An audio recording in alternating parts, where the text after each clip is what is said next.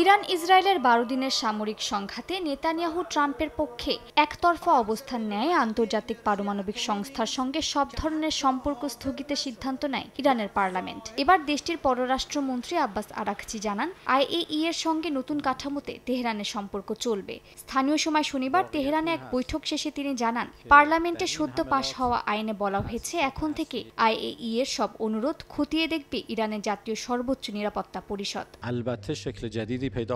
এ সময় আরাঘচি জানান, যুক্তরাষ্ট্রের কাছ থেকে নতুন করে একাধিক আলোচনার প্রস্তাব পেয়েছে ইরান। তেহরান আলোচনায় ভয় পায় না বলে সাফ জানিয়ে দিয়েছেন তিনি। বলেন, আলোচনার শর্ত একটাই, ইরানি জনগণের স্বার্থ অক্ষুণ্ণ থাকতে হবে। তিনি আবারও জোর দাবি করেন, তেহরানের পারমাণবিক কর্মসূচি বরাবরই শান্তিপূর্ণ ছিল এবং থাকবে।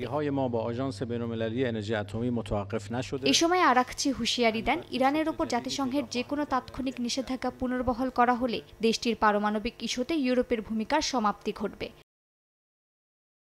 এদিকে মার্কিন গণমাধ্যম এক্সিওসের এক প্রতিবেদনে দাবি করা হয়, রুশ প্রেসিডেন্ট ভ্লাদিমির পুতিন যুক্তরাষ্ট্র ও ইরান দুই পক্ষকেই তেহরান যেন ইউরেনিয়াম সমৃদ্ধকরণ পুরোপুরি বন্ধ করে এমন চুক্তিতে আসার প্রস্তাব দেন। তবে এই দাবি জোরালোভাবে প্রত্যাখ্যান করেছে ইরানের রাষ্ট্রীয় সংবাদ মাধ্যম তাসনিম নিউজ এজেন্সি।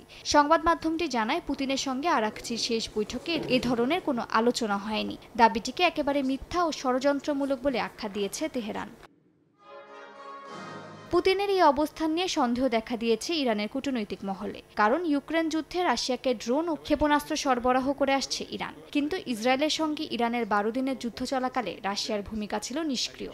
এ কারণে ইরানি নেতৃত্ব রাশিয়ার ওপর অসন্তুষ্ট বলে মনে করছেন বিশ্লেষকরা।